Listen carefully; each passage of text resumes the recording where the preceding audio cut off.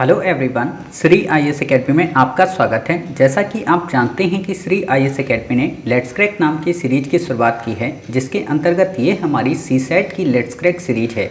इसमें आज हमारा डे 20 है और अपने इस डे 20 में हम सिटिंग अरेंजमेंट के लास्ट पार्ट को अर्थात बैक ईयर के क्वेश्चन को सॉल्व करने की कोशिश करेंगे। ऑलरेडी हमारा इस टॉपिक से संबद्ध पार्ट 1 आ चुका है, तो चलिए शुरू करते हैं। जैसा कि आप देख रहे हैं, ये हमारा बैक ईयर 2011 से लेकर 2020 तक के क्वेश्चंस का पार्ट है, जो कि सिटिंग अरेंजमेंट टॉपिक से संबद्ध है। ये हमारा लास्ट पार्ट है सिटिंग अरेंजमेंट का। ऑलरेडी हमारा इसका पार्ट 1 आ चुका है। इसके बाद हम आपको रैंकिंग के क्वेश्चंस को या रैंकिंग जैसे नए टॉपिक को कवर कराएंगे। ऑलरेडी हमने कई सारे टॉपिक कवर किए हैं। उम्मीद है कि आपने डे 19 तक के सभी टॉपिक को हमारी यूट्यूब चैनल की प्लेलिस्ट में जाकर इंडिपेंडेंट रूप से देखा होगा, क्योंकि हमने वहां पे इंडिपेंडेंट रूप से आपके लिए प्लेलिस्ट को क्रिएट कर दिया है।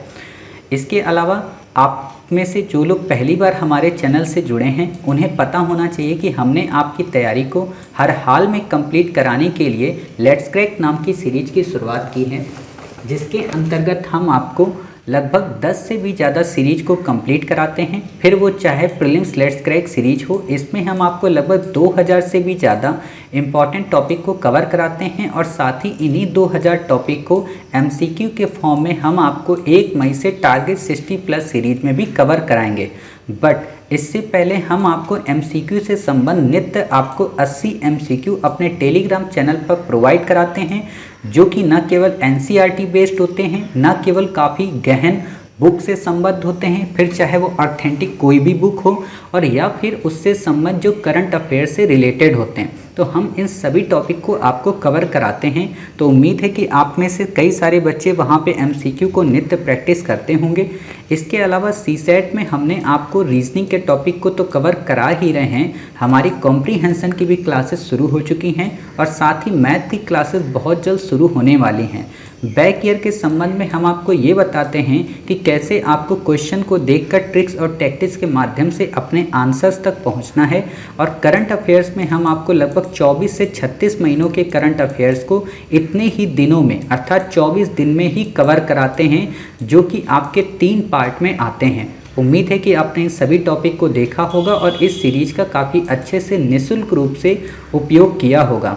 तो आप में से जिन बच्चों ने नहीं देखा है तो प्लीज़ वो देखें, क्योंकि उनके लिए काफ़ी बेनिफिट चीज़ें होंगी। तो आज हम अपने क्लास की शुरुआत करते हैं। ये हमारा सेकेंड पार्ट है। तो आपको पता होना चाहिए कि यूपीएससी ने 2020 में सिटिंग अरेंजमेंट से संबद्ध कोई भी प्रश्न नहीं पूछा है, अर्थात ना तो पजल से पूछा, ना ही सिटिंग अरेंजमेंट से पूछा और ना ही डीआई से पूछा। तो हर संभव तरीके से ये गेस लगाया जा सकता है कि यूपीएससी 2021 के प्रीलिम में अर्थात 27 जून के प्रीलिम में आपसे डीआई पे क्वेश्चन पूछ सकती है, आपसे पजल्स पे क्वेश्चन पूछ सकती है और आपसे बताइए सिटिंग अरेंजमेंट पे क्वेश्चन पूछ सकती है। अर्थात 10 क्वेश्चन आपके इन्हीं टॉपिक से संबद्ध होकर आ सकते हैं। तो इसीलिए इन टॉपिक की गहनता और व्यापकता को समझते हुए आप काफ़ी अच्छे से कवर करें। क्लियर? दूसरी बात यह है कि 2019 में भी यूपीएससी ने आपसे क्वेश्चन नहीं पूछा है। तो अब हम देखते हैं 2018 में जहां से यूपीएससी ने क्वेश्चन पूछा है उसको कैसे सॉल्व करना है। ठीक है, तो इस पैसेज को हमें पढ़ना है और इस पैसेज को पढ़ने के बाद हमें दिए गए 2 प्रश्नों के उत्तर देने हैं। तो पहले हम पैसेज को पढ़ते हैं। 6 अधिकारियों A B C D E एवं एफ के लिए किसी कार्यालय खंड की योजना इस प्रकार है कि बी और सी दोनों के कार्यालय इस कार्यालय खंड में प्रवेश करते ही गलियारे की दाईं ओर हैं और ए का कार्यालय गलियारे की बाईं ओर है। ई एवं एफ के कार्यालय गलियारे के विपरीत पार्श्वों पर हैं, किंतु उनके कार्यालय आमने सामने नहीं हैं। सी और डी के कार्यालय आमने सामने हैं। ठीक है, ई का जो कार्यालय है किनारे पर नहीं है, एफ का कार्यालय गलियारे में ए के कार्यालय के और आगे किंतु उसी पार्श्व में है। क्लियर? तो आपको बस ये याद रखना कि इसने जितनी कंडीशन कही है उन कंडीशन को हमें अब फुलफिल कर देना है। तो क्या करना है? कुछ भी नहीं करना है, आपको बस कंडीशन बनानी है। कई सारी कंडीशन बनेंगी, तो पहले हम पहली कंडीशन बनाएंगे और फिर हम दूसरी कंडीशन बनाएंगे। कंडीशन क्यों बनेंगी आप अभी समझ जाएंगे। देखिए आपसे क्या कहा है, 6 अधिकारी हैं ABCDEF, और आपसे कहा है कि B और C दोनों के कार्यालय इस कार्यालय खंड में प्रवेश करते ही गलियारे के दाहिनी ओर है। ये गलियारा का हुआ लेफ्ट साइड और ये हुआ राइट साइड, मतलब दाहिनी ओर ये हुआ, तो B का कार्यालय और C का कार्यालय यहाँ पे होंगे। ठीक है, हमने मान लिया, तो B हमने यहाँ पे लिख लिया। अब यहाँ पे क्या करेंगे आप, C यहाँ पे करेंगे, B यहाँ करेंगे। क्यों? क्योंकि हमको ये नहीं दिया है कि B ऊपर है कि C ऊपर है। ठीक, तो हमने ये 2 कंडीशन यहाँ पे ये बना ली। क्लियर, यहाँ पे रुक जाइएगा अभी।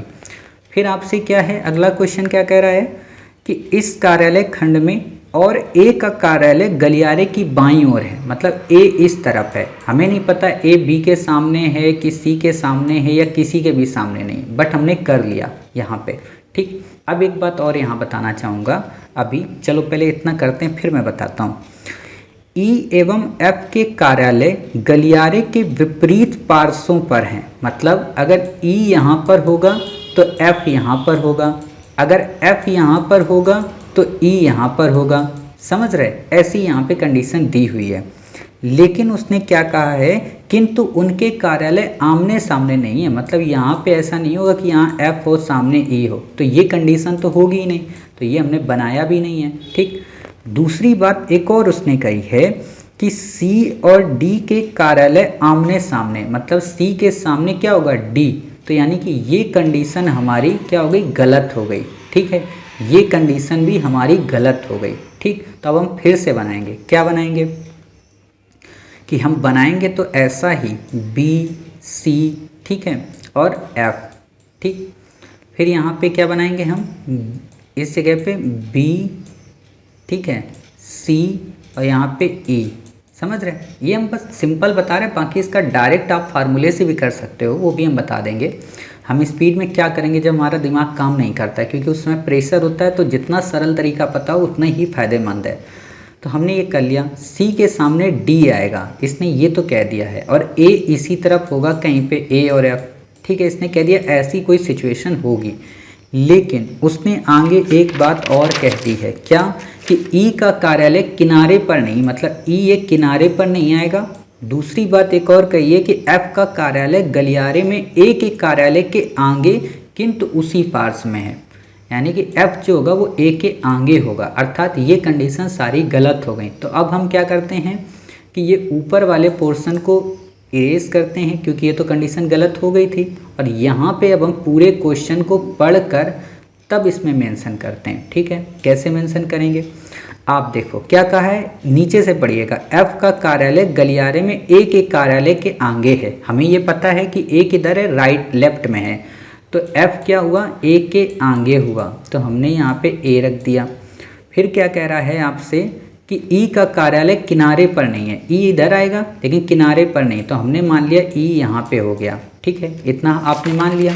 चलिए, फिर आपसे क्या कह रहा, B और C दोनों के कार्यालय खंड में प्रवेश करते गलियारे के दाईं ओर है, तो B ऊपर आएगा, C नीचे आएगा। क्यों आएगा नीचे, आप ऊपर नीचे भी कर सकते हो, लेकिन अगले वाले से फिर एलिमिनेट हो जाएगा, क्योंकि C के सामने हमें D को लाना है। ठीक है, C के सामने हम D को लिया है। अब आप देखिए, अब पूरे क्वेश्चन को एक बार फिर से पढ़ो और देख लोगे कि अच्छा ये कंडीशन ये सारी फुलफिल कर रहा है। कैसे कर रहा है, B और C दोनों के कार्यालय खंड में प्रवेश करते हुए दाईं ओर हैं, तो हाँ ठीक है, ये दोनों के दोनों दाईं ओर हैं। दूसरा क्या कह रहा है कि A का कार्यालय गलियारे की बाईं ओर है, तो A का कार्यालय बाईं ओर है, ये भी हमने देख लिया।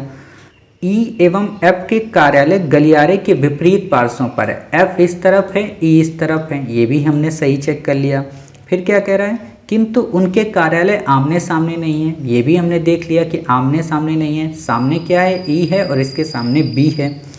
फिर क्या कह रहा, C और D के कार्यालय आमने सामने, तो C और D के कार्यालय आमने सामने, ये बात बिल्कुल सही कह रहा। ठीक, फिर देखो E का कार्यालय किनारे पर नहीं है, तो E यहाँ नीचे किनारे पर नहीं, मतलब हमने सारी कंडीशन फुलफिल कर ली हैं। अब आपसे जो क्वेश्चन पूछा है, सिंपल से आप उस क्वेश्चन का जवाब दे दें।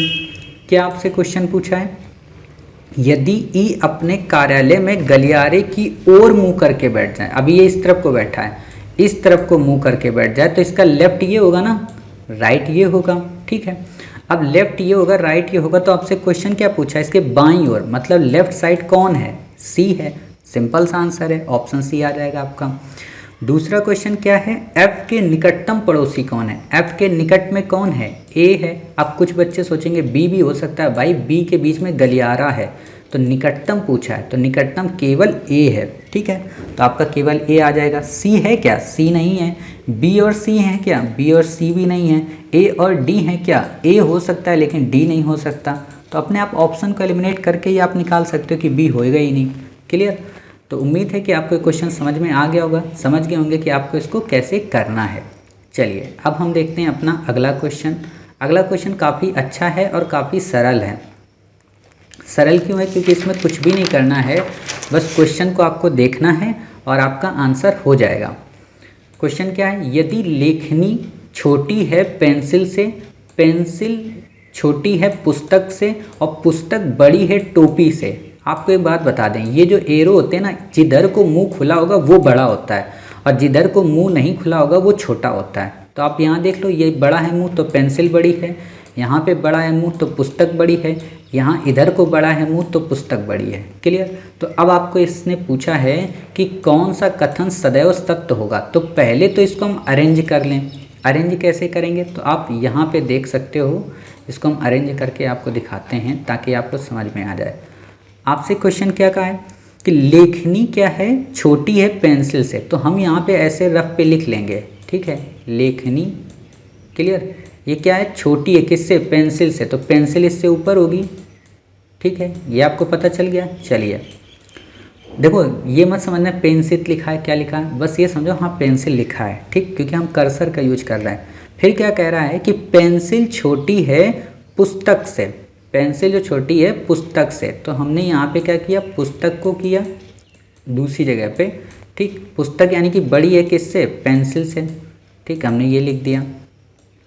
फिर आपसे क्या है कि पुस्तक बड़ी है टोपी से, पुस्तक जो है वो बड़ी है किससे, टोपी से, तो पेंसिल से बड़ी है और किससे बड़ी है, टोपी से भी बड़ी है। इतना आपने ध्यान दिया। यानी कि अब आप इसको अरेंज करो तो क्या अरेंज हो जाएगा कि पहले क्या आएगी, पुस्तक आएगी, ठीक है, पुस्तक आने के बाद पुस्तक किससे किससे बड़ी है, पुस्तक बड़ी है पेंसिल से, ठीक है, और टोपी से। पेंसिल किससे बड़ी है, लेखनी से। इतना आपको क्लियर हो गया। चलिए अब आपको क्वेश्चन देखना है क्या कह रहा है। क्वेश्चन में आंसर आपको दे रहा है लेखनी बड़ी है टोपी से। क्या लेखनी बड़ी है टोपी से, नहीं बड़ी है, हमें तो डाटा भी नहीं पता लेकिन नहीं बड़ी है, दिखने में ही लग रहा है, ठीक, तो ये गलत हो गया। दूसरा, लेखनी छोटी है पुस्तक से, क्या कह रहा है, लेखनी छोटी है पुस्तक से, तो पुस्तक सबसे बड़ी है, लेखनी छोटी है, तो ये तो कंफर्म हो रहा हमें, ठीक।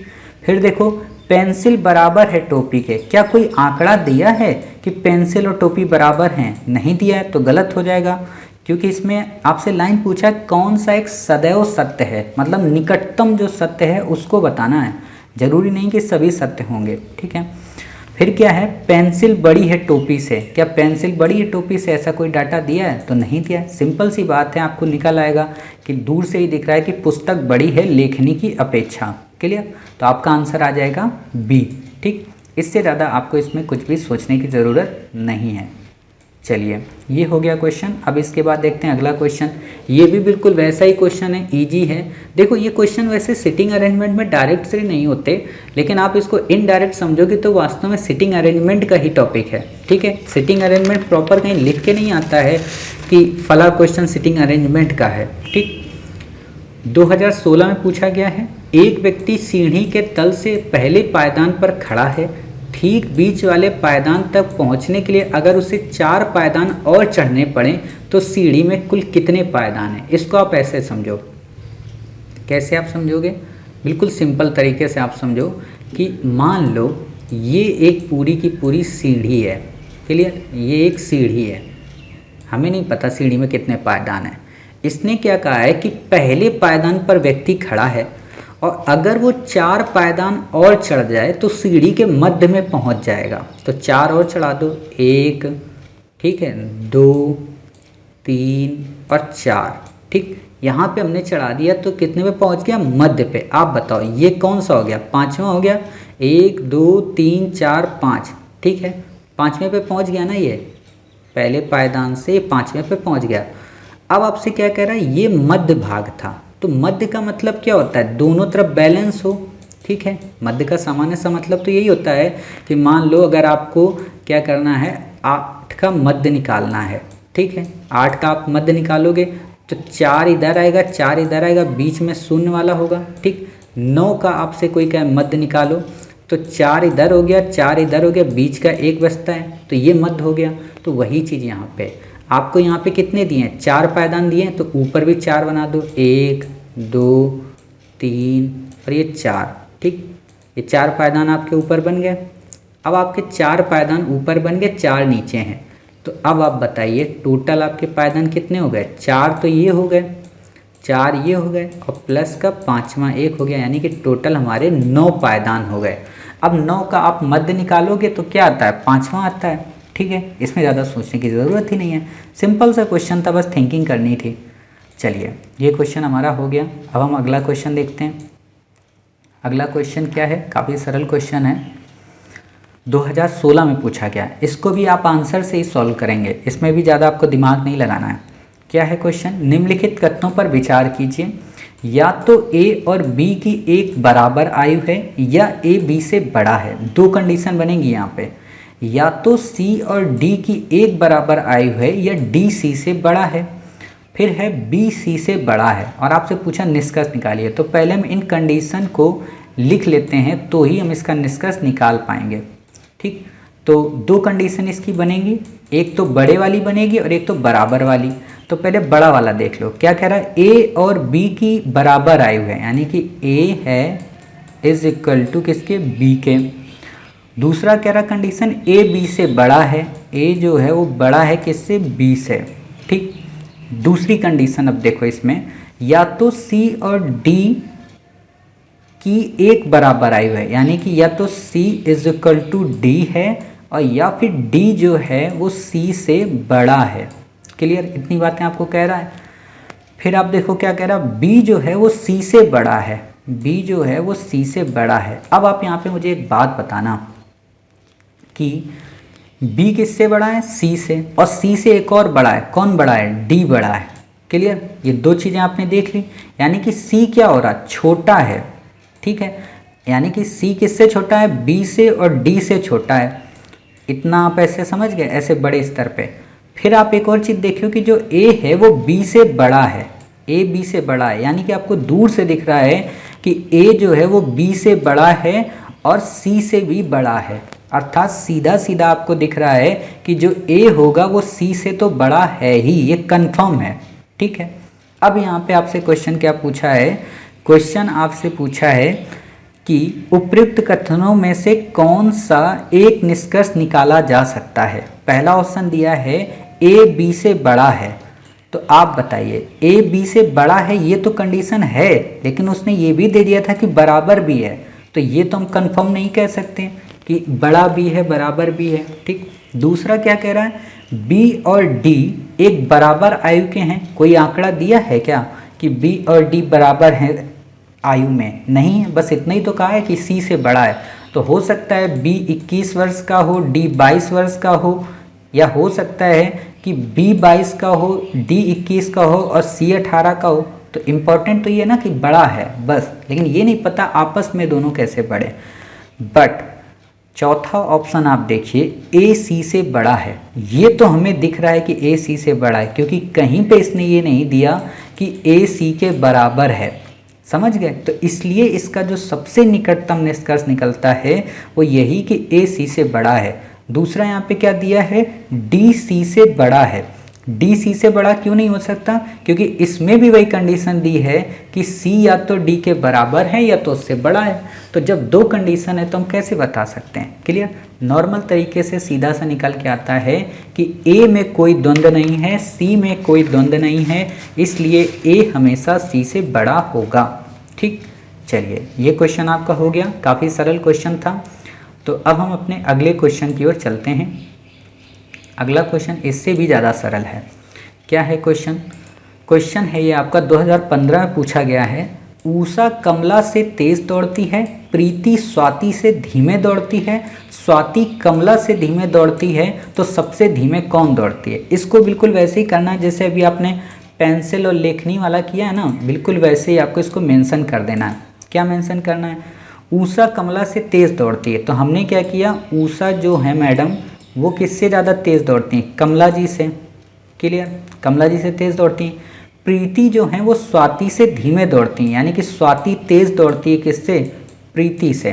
ठीक, फिर एक और लाइन दिया है कि स्वाति कमला से धीमे दौड़ती है, यानी कि स्वाति धीमे दौड़ती कमला से, यानी कमला किससे तेज है, स्वाति से तेज है। क्लियर, अब आपसे पूछा है धीमे कौन दौड़ता है, तो अब आप बताओ, उषा तेज दौड़ती किससे, कमला से। कमला किससे तेज दौड़ती, स्वाति से। स्वाति किससे तेज दौड़ती, प्रीति से।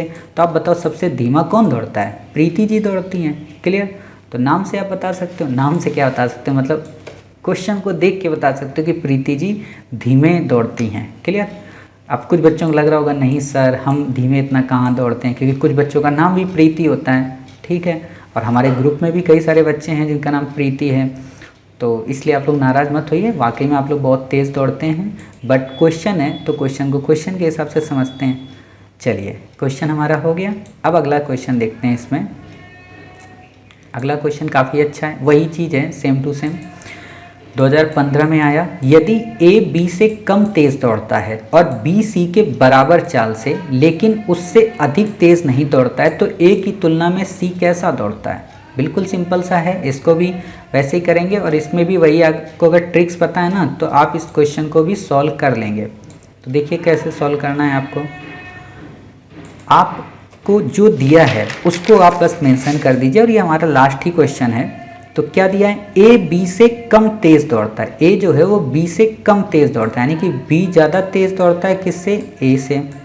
क्लियर, दूसरी चीज़ क्या कह रहा है, और बी सी के बराबर चाल से, मतलब A is equal to B plus C की स्पीड के बराबर चाल से दौड़ता है। ठीक, लेकिन उससे अधिक नहीं दौड़ पाता, अर्थात A जो है इन दोनों की चाल से कम दौड़ता है।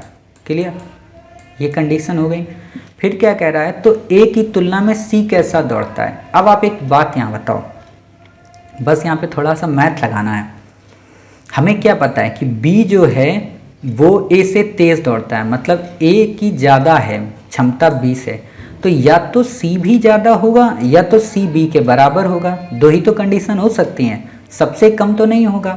ठीक है, तो अब जब C ज़्यादा होगा या बराबर होगा तो सिंपल सा मतलब है क्या है कि C A से ज़्यादा तेज़ दौड़ता होगा।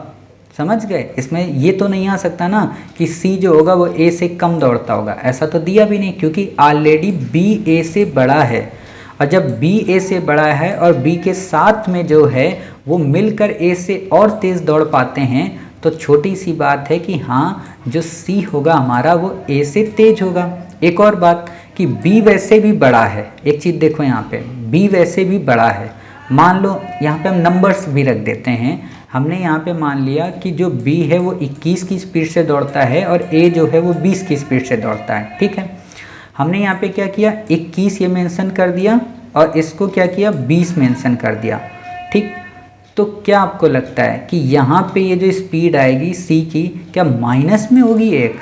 ऐसा तो हो नहीं सकता है कि माइनस में एक स्पीड होगी, क्योंकि स्पीड माइनस में होती ही नहीं है।